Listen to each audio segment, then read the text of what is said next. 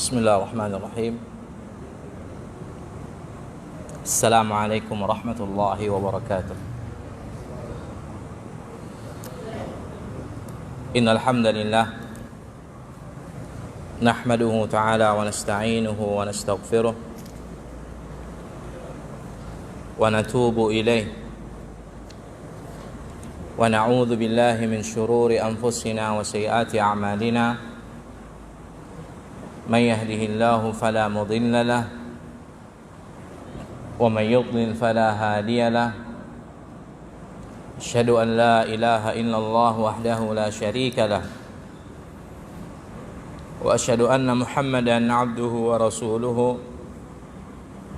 صلى الله عليه وعلى آله وأصحابه ومن تبعهم بإحسان إلى يوم الدين وسلم تسليما كثيرا. أما بعد.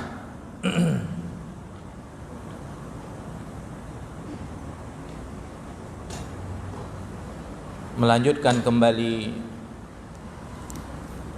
pelajaran kita dari kitab hadis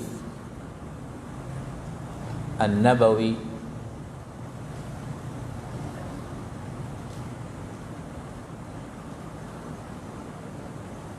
kitab Riyadhus Shalihin min kalam Sayyidil Mursalin karya al-Imam An-Nawawi rahimahullahu ta'ala.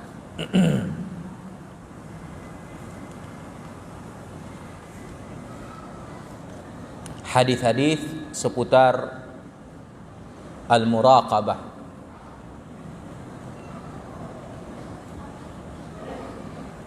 pada bab al-muraqabah, bab terkait dengan masalah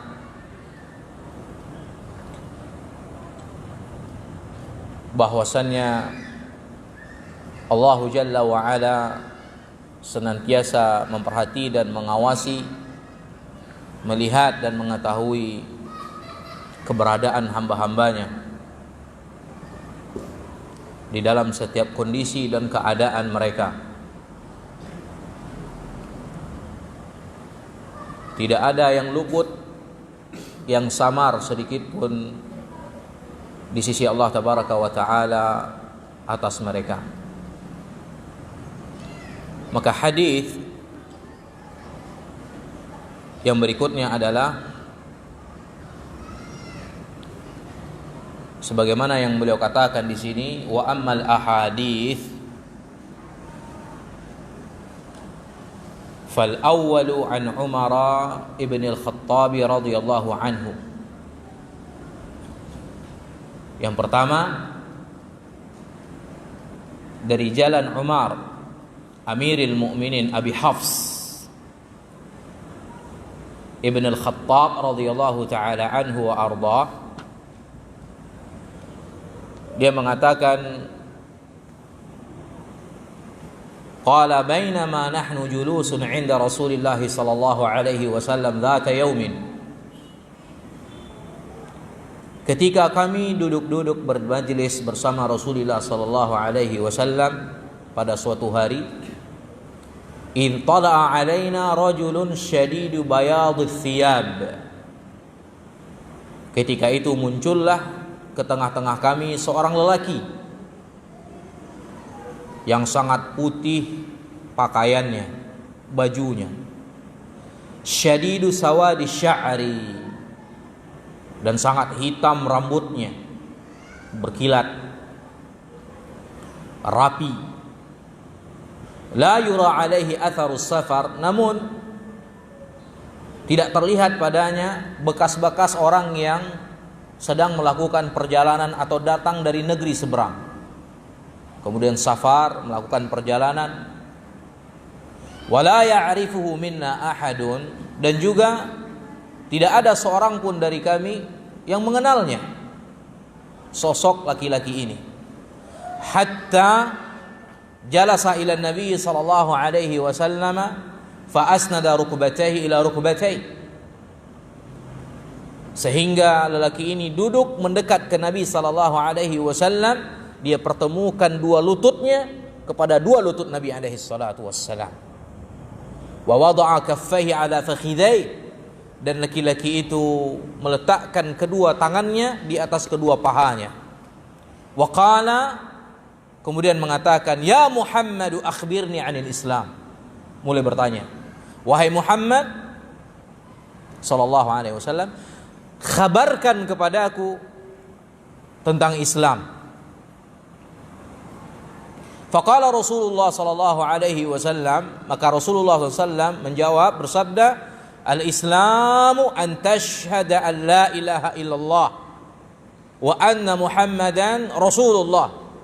Al-Islam adalah engkau bersaksi, bersyahadat an la ilaha illallah dan bahwasanya Muhammad Rasulullah, wa tuqimas salah, dan menegakkan salat atau menunaikan salat, wa tu'tiyaz zakat, membayar zakat, wa tasuma Ramadan, berpuasa di bulan Ramadan, wa tahujjal baita in istata'ta ilaihi sabila, menunaikan ibadah haji bagi siapa yang sanggup menempuh jalannya. Qala sadaqta, laki-laki yang bertanya tadi justru membenarkan dengan mengatakan, benar engkau, sadaqta, engkau telah jujur dan benar.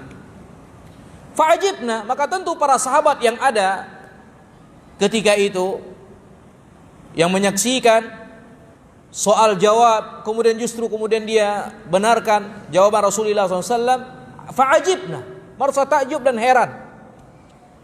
Yas'aluhu wa yusaddiquh, dia bertanya kemudian dia pula yang membenarkan. Qala, kemudian laki-laki ini kembali bertanya atau berkata, fa akhbirni 'anil iman, beritakan kepadaku tentang keimanan. Qal, Nabi SAW menjawab bersabda, an tu'mina billahi wa malaikatihi wa kutubihi wa rusulihi wal yaumil akhir wa tu'mina bil qadari khairihi wa syarrih. Engkau beriman kepada Allah dan malaikat-malaikatnya dan kitab-kitabnya dan para rasul dan hari akhir, dan beriman dengan takdir yang baik ataupun yang buruk. Qala sadaqta, kembali dia katakan, benar engkau. Laki-laki yang bertanya tadi. Qala fa akhbirni 'anil ihsan, kemudian bertanya lagi, khabarkan kepadaku tentang ihsan.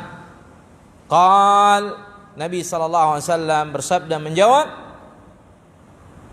an ta'budallaha ka'annaka tarahu fa in lam takun tarahu fa innahu yarak.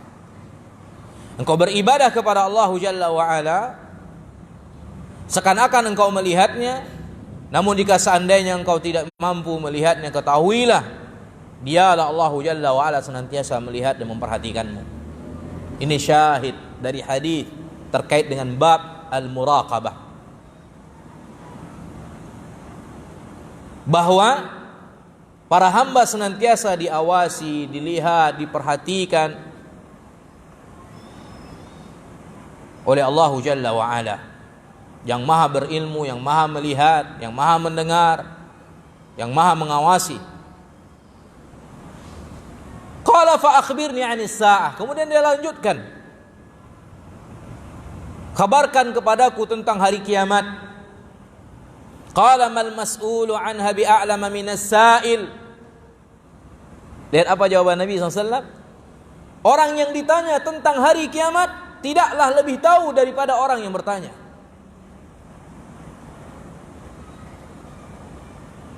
Qala, kemudian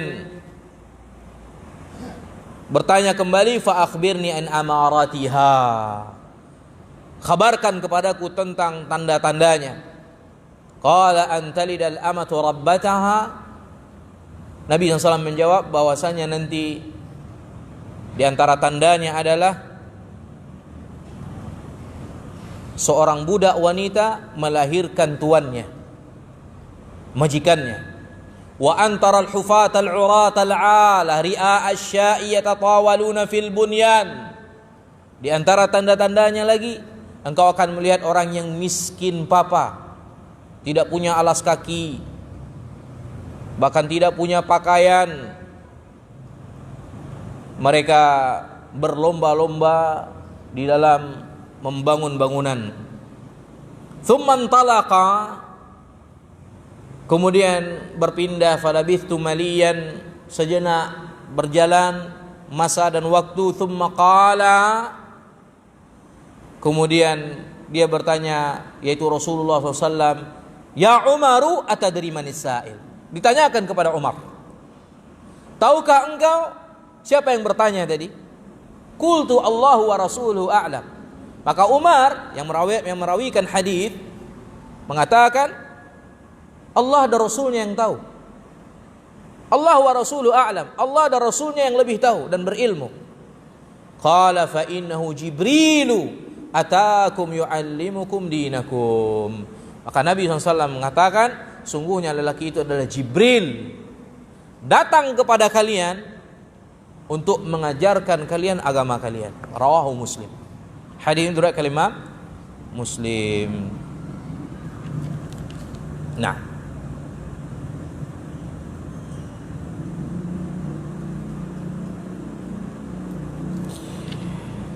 hadis ini merupakan hadis yang agung, hadis yang mulia, hingga sebahagian ulama menamakannya sebagai Ummus Sunnah, sebagaimana dikatakan oleh Al-Hafidh Ibn Hajar dalam kitabnya Fathul Bari Al-Asqalani rahimahullah, bahwasannya dikatakan untuk hadis ini yasluh ayyuqala lahu Ummus Sunnah, pantas untuk dikatakan hadis ini dengan sebutan Ummus Sunnah, induknya sunnah. Sebagaimana juga Al-Quran memiliki Ummul Quran, yaitu surah Al-Fatihah. Sementara ini keberadaannya sebagai Ummus Sunnah dikarenakan seluruh sunnah kembali kepadanya, tersimpulkan dan terangkum di dalamnya. Maka pada hadis ini barakallahu fikum terdapat penjelasan akidah yang dibangun di atas rukun iman yang 6. Pada hadis ini terdapat keterangan tentang syariah. Hal tersebut disebutkan dengan rukun Islam yang 5. Pada hadis ini disebutkan tentang perkara al-ghaibiyat wal amarat, hal-hal yang gaib dan tanda-tandanya, yaitu perkara hari kiamat. Dan sebelum itu disebutkan pada hadis ini apa yang menjadi adab perilaku yang baik serta tinggi yang harus dimiliki oleh seseorang, dan adab-adab dan perilaku di dalam ibadah.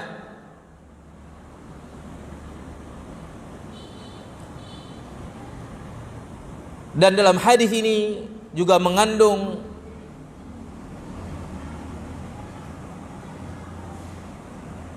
bagaimana menghadapkan hati dan wajah kepada Allah Jalla wa Ala dengan menyebutkan al-ihsan. Maka hadis ini kembali kepadanya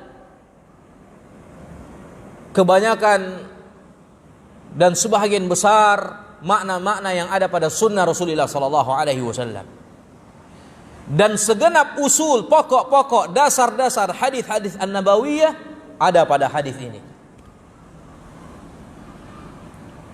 Iya. Kita lihat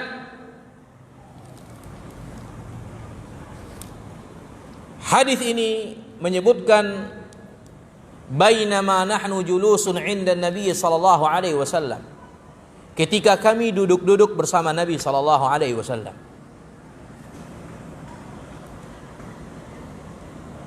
Dahulunya para sahabat radhiyallahu alaihim ajma'in, di antara kebiasaan dan adat mereka, ini adat yang baik. Kita tidak seluruhnya juga dari adat kebiasaan yang kita nafikan, tapi yang baik kita terima, yang mencocoki ilmu. Tapi apa saja yang menyalahinya, ma'assalamah, goodbye. Selamat tinggal. Apa di antara kebiasaan as-sahabah? Mereka duduk-duduk bersama Nabi sallallahu alaihi wasallam. Artinya di majelis ilmu, ini kebiasaan orang-orang saleh. Bahagian dari hidup, bahkan sudah menjadi darah daging mereka. Sudah menjadi kehidupan bagi mereka. Duduk-duduk di majelis ilmu, mendulang ilmu, meminta arahan dan bimbingan yang dibangun di atas ilmu. Ini dilakukan oleh para sahabat bersama Nabi mereka sallallahu alaihi wasallam, bertanya kepada Nabi tentang urusan-urusan agama, bahkan dunia mereka. Bahkan dunia mereka. Perhatikan? Karena terkadang sebagian masalah dunia itu dibangun di atas apa? Din. Tentang muamalah, tentang jual beli, sewa menyewa. Ini masalah dunia. Perniagaan, simpan pinjam misalkan.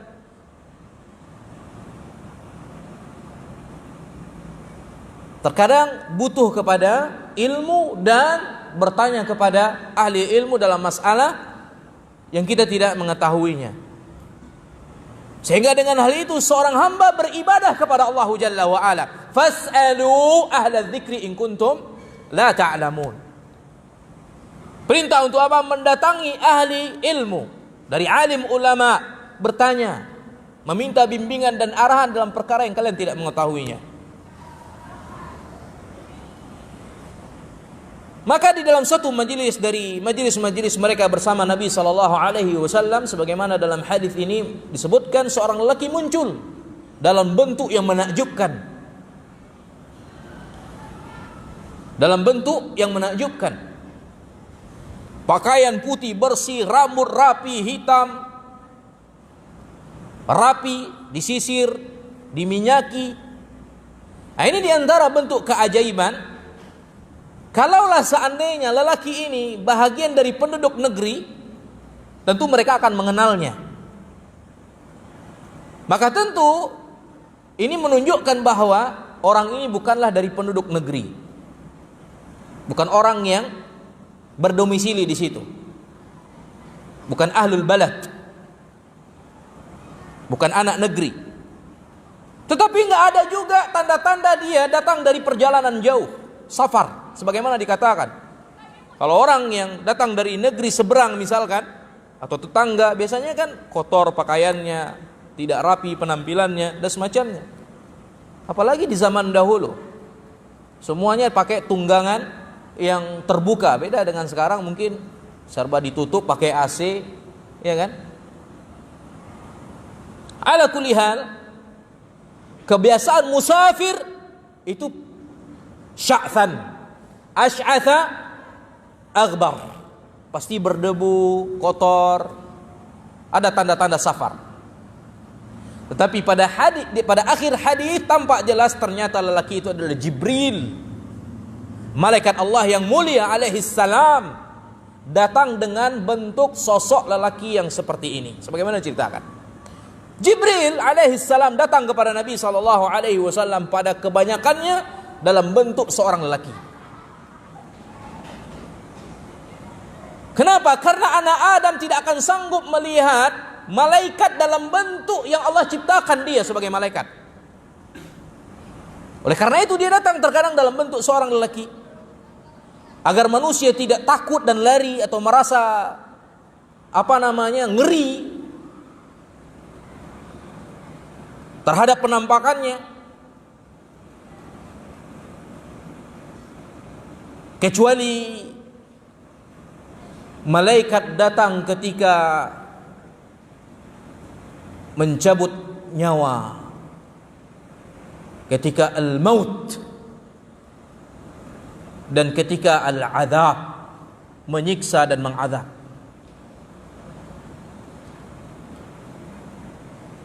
Maka ketika sakaratul maut,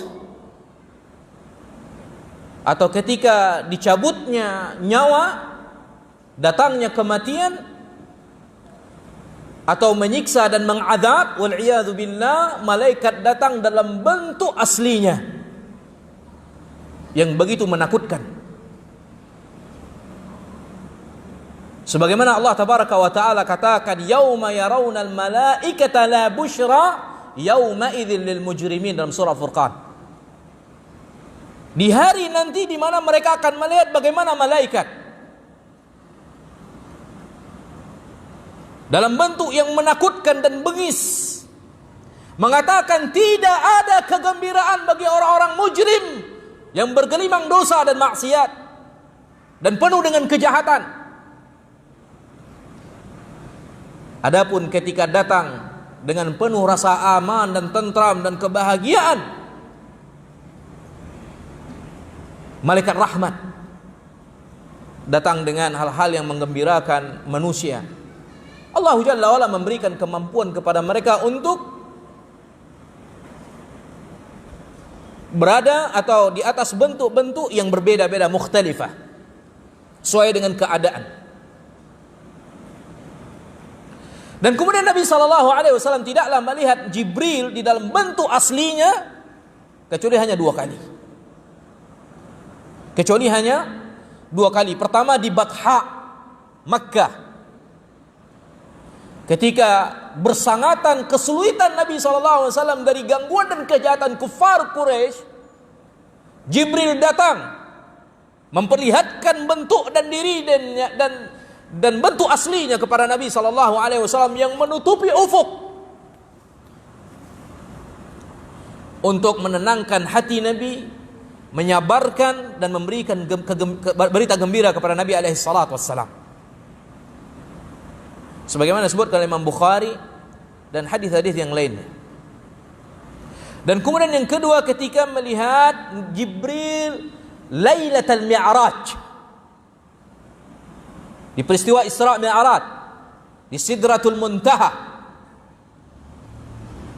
Allah Jalla wa ala katakan wa laqad ra'ahu nazlatan ukhra inda Sidratil Muntaha. Sungguh dia melihat Jibril dalam bentuknya yang kedua kalinya ketika di Sidratul Muntaha. Adapun selainnya dari keadaan-keadaan yang ada, Jibril datang kepada Nabi dalam bentuk laki-laki, min ahsanir rijal, dengan penampilan laki-laki yang paling terbaik. Paham itu? Kemudian dikatakan syadidul bayadith thiyab, putih bajunya. Ini diantara bentuk kebersihan. Syadidus sawadis sya'ar, hitam dan rapi mengkilat rambutnya. Ini bentuk keindahan di dalam penampilan juga. Ini dalil barakallahu fikum dari adab dan akhlak yang ditanamkan kepada kita sebagai seorang penuntut ilmu. Ketika hendak hadir di majelis ilmu, seyogyanya untuk yatajammal. Yatajammal, bergaya, artinya dengan penampilan yang bersih rapi.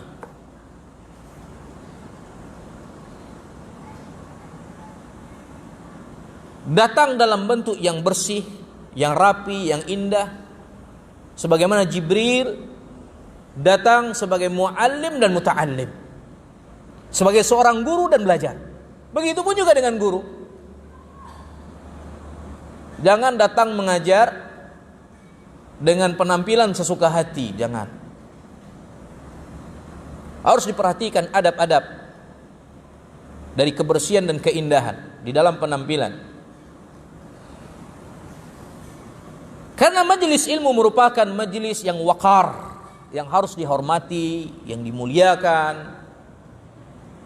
Lebih-lebih lagi bertemu dengan Rasul sallallahu alaihi wasallam, bertemu dengan para ulama, mesti harus ada isti'dad, persiapan di dalam penampilan dan semacamnya. Dan menghormati ulama adalah sesuatu yang dituntut. Kenapa? Apabila tidak dimuliakan seorang alim, dan dihormati seorang alim, maka niscaya tidak akan bisa mengambil faedah dari ilmunya sedikit pun. Diharamkan bagi seorang penuntut ilmu untuk mengambil keberkahan ilmu darinya.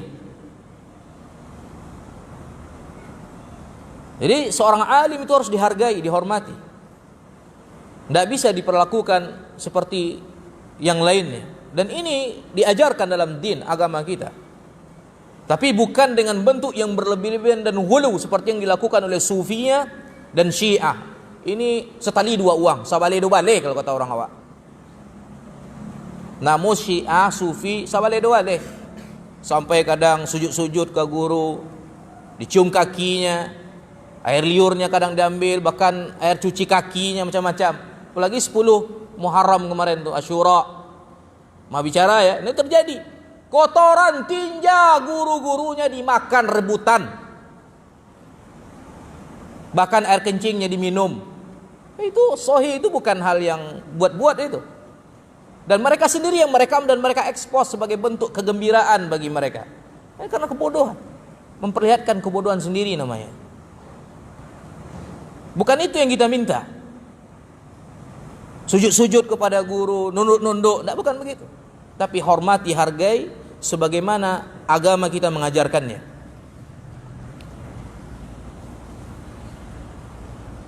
Dan untuk lebih panjang penjelasan tentang ini, baca kitab-kitab adab. Bisa baca kitab Hilyah Talibul Ilmi karya Syekh As-Sadhan Bakar Abu Zaid, Bakar Abu Zaid. Bisa dibaca kitab Tadhkiratus Sami' karya Imam Al-Kinani dan yang lainnya dari kitab-kitab adab, atau kitab Fadlul Ilmi karya Imam Ibn Abdul Barr dan yang lainnya dari kitab-kitab adab. Di situ dikumpulkan dan disebutkan dan dijelaskan bagaimana adab-adab seorang penuntut ilmu terhadap ulama, seorang alim, dan sangat baik untuk dibaca bagi seorang penuntut ilmu. Nah, kemudian lihat bagaimana dikatakan jalasa ilan Nabi, duduk kepada Nabi SAW. Ini mengandung adab-adab bagi seorang penuntut ilmu. Di antaranya baik dalam penampilan. Kemudian duduk di depan seorang guru itu betul-betul menghadap kepadanya untuk menimba dan mendulang ilmu darinya. Tidak membelakang begini. Ini guru depan, dia belakang. Itu tidak ada adab. Tidak ada adab. Paham tuh? Kalau kata orang Maginang ada apa PN. Kalau orang Taluk bilang apa? Hah? Ala kulli hal itu tidak menunjukkan suatu adab. Menghargai majelis ilmu atau menoleh atau sibuk dengan hal yang lain. Dulu di zaman ulama salaf, kalau kita baca buku-buku adab para ulama dalam menuntut ilmu, bunyi pena dikit aja tutup lagi kitab hadis. Berangkat ulama pulang. Bunyi pena gini tek tek tek tek tek. Makanya dulu kalau orang belajar itu, kalau kita baca kitab-kitab adab yang tulis oleh para ulama yang saya sebutkan tadi diantaranya, burung kalau hinggap di kepala itu bisa lama, bayangkan saking tenang, hudu, khusyuk. Tidak kerasa kerusuk, kan begitu. Nah, ini makanya keberkahan ilmu itu betul-betul mereka dapatkan, karena begitunya mereka di dalam melayani ilmu. Berbeda dengan manusia di hari ini. Keberkahan ilmu itu sangat kurang. Kenapa? Jauhnya dari adab seorang penuntut ilmu terhadap memperlakukan ilmu dan orang-orang yang memberikan ilmu. Makanya tidak akan menyangkut berkah ilmu itu, tidak ada. Tidak ada, kalau kata orang Minang, kata mandaki, kata malereng, kata manurun, kata mandata itu tidak ada. Data saja. Ya, ada hal-hal yang sifatnya mendaki. Nah, itu kepada seorang guru, walaupun umurnya muda dari kita. Lihat bagaimana para ulama memperlakukan, bagaimana sahabat memperlakukan Ibnu Abbas yang jauh lebih muda darinya. Tapi keberkahan ilmu itu luar biasa. Abu Bakar jauh tua dari Ibnu Abbas, Umar jauh tua dari Ibnu Abbas. Tapi bagaimana lihat dipegang itu tali kekangnya Ibnu Abbas, suruh naik. Begitu dia melayani Ibnu Abbas. Bukan karena Anda, artinya disebut karena yang pertama karena Anda adalah sepupu Nabi, dan kemudian karena Anda adalah turjumatul Quran, orang yang paling fakar terhadap Al-Quran, berilmu di kalangan kami. Ibnu Abbas berapa umurnya? Pemuda pada masa itu. Abu Bakar, Umar, Ali yang jauh lebih tua-tua umurnya tapi dia muliakan Ibnu Abbas. Ihtiram, penghormatan, pemuliaan, dan itu ada, dan itu dibahas dalam kitab-kitab adab. Dan tidak ada masalah. Saya bukan melihat bagaimana di Madinah kawan-kawan bahkan kita, kalau kita melihat bagaimana di Madinah sendal-sendal Syekh itu kalau bisa kita ambil, kita taruh itu, dipakaikan ke kaki Syekh. Begitu. Tidak ada masalah, itu suatu hal yang boleh dan hal yang menunjukkan adab yang mulia, memperlakukan. Itu tandanya kita bukan karena dia, tapi karena ilmu yang ada padanya. Itu belajar kita. Itu harus dilatih. Bagaimana berbicara dengan guru itu tidak sama dengan berbicara kita dengan kawan-kawan seperti biasa. Seperti yang saya katakan tadi, itu makanya itu benar tuh yang dibilang adat, artinya katu mendaki, katu menurun, malereng, itu ada. Dan itu ada sah, artinya apa yang cocok kita pakai. Dan kita lanjut.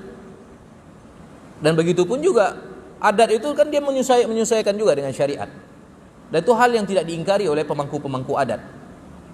Pemangku-pemangku adat, makanya dia buat adat bersandi syarak, syarak bersandi kitabullah. Itu menunjukkan apa? Mereka menjunjung tinggi kitabullah dan syariat. Cuman hanya saja terkadang orang-orangnya lupa. Kita hidupkanlah bangkit batang tarandam. Nah, kemudian ikhwani fiddin azakumullah, lihat perkataannya, fa asnada rukbatayhi ila rukbatayhi. Dia dekatkan lututnya kepada lutut Nabi sallallahu alaihi wasallam. Ini menunjukkan bagaimana dia menghadap kepada ilmu, mendekat kepada yang memberikan ilmu. Karena seorang penuntut ilmu yang dekat dari gurunya itu bisa mendapatkan faedah yang mungkin jauh lebih besar, jauh lebih baik, dan jauh lebih perfect. Berbeda dengan yang jauh, terkadang tidak sampai suaranya ke situ. Tapi mungkin karena sudah ada mic, enggak masalah ya, agak jauh-jauh sedikit. Ini bukan menyindir yang jauh-jauh ya, enggak. Ya, karena sekarang alhamdulillah ada dimudahkan ya, ada mic. Apalagi ini masa human distancing ya, jaga jarak, masya Allah. Semoga Allah Jalla wa'ala angkat wabah corona ini di tengah-tengah kaum muslimin. Allahumma amin.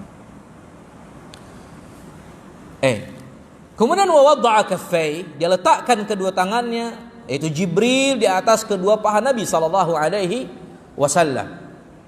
Ini menunjukkan adab juga, bahwasannya dia tidak berusaha untuk banyak bergerak, menoleh ke kanan dan ke kiri, atau menyibukkan dirinya dengan hal-hal yang lain kecuali hanya untuk mendengarkan ilmu. Kemudian baru dia setelah itu bertanya kepada Nabi sallallahu alaihi wasallam. Dan kemudian di dalam hadis ini disebutkan dia bertanya dan kemudian dia membenarkan. Ini thariqah di dalam menuntut ilmu, tanya jawab, dan itu ada. Guru bertanya kepada murid, murid bertanya kepada guru, walaupun murid itu tahu, tapi untuk memberitahu kepada yang lain, ini boleh. Mungkin dia tahu, dia kawannya di situ, kayaknya kawan saya ada kurang di situ. Sengaja saya tanya ini tentang hukum ini, walaupun saya tahu, biar kawan saya juga nantinya tahu. Ini tidak masalah. Seperti yang dilakukan oleh Jibril. Bukan artinya selagi dia tidak bermaksud untuk menguji-nguji. Karena ada orang juga suka menguji-nguji kepandaian guru, dites-tes keilmuan guru, dibuat pertanyaan-pertanyaan sulit. Ini tidak benar. Atau bertanya untuk mendebat guru, ini juga tidak benar, rusak niatnya. Dan kemudian akhbirni anil Islam, artinya apa? Jelaskan kepadaku hakikat Islam. Karena mesti harus mengenal hakikat Islam. Tidak cukup seorang insan menisbatkan kepada Islam, ana muslim, saya Islam, tapi dia tidak tahu hakikat Islam. Islam yang dia jadikan sebagai din agamanya, kepercayaannya. Karena seseorang yang tidak mengenal hakikat kepercayaan Islam agamanya itu, bagaimana dia akan mengamalkan Islam? Dia tidak tahu.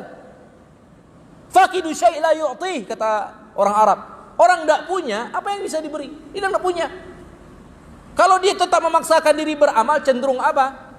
Ya terkadang ilmu takut-takut uwo, kalau kata orang awam. Kalau ilmu takut-takut uwo, banyak yang salahnya pada yang bananya. Jatuh kepada hal-hal yang dibuat-buat, mengada-ngada, atau hanya sekedar membebek dan membeo saja. Ini yang repot. Ilya orang ilya lawak, mudia orang mudia lawak, kaula orang kaula lawak. Tidak bisa seperti itu. Ilmu itu bukan, atau agama ini bukan agama ikut-ikutan. Bagaimana seorang bisa mengamalkan sesuatu yang tidak dia ketahui? Maka Islam tidak cukup hanya sekedar menisbatkan diri kepada agama itu, bersamaan dengan itu nggak tahu tentang Islam. Maka mesti dan wajib untuk mengenali Islam, agama ini dikaji, dipelajari, sehingga hal tersebut akan mengantarkan kita kepada hal yang dituntut. Nah, Nabi SAW menjawab, al-Islam an tashhada an la ilaha illallah wa anna Muhammadar Rasulullah wa tuqimas shalah wa tu'tiyaz zakat, sampai kepada akhir hadis, yaitu yang disebut dengan apa? Lima rukun Islam. Ini adalah 5 rukun Islam yang harus ditunaikan disertai dengan keyakinan di dalam hati.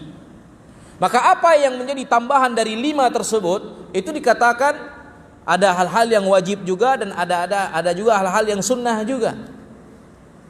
Seperti juga meninggalkan hal-hal yang diharamkan dan makruh. Hanya saja seluruhnya itu, atau selain dari 5 rukun Islam ini penyempurna dari 5 rukun tersebut.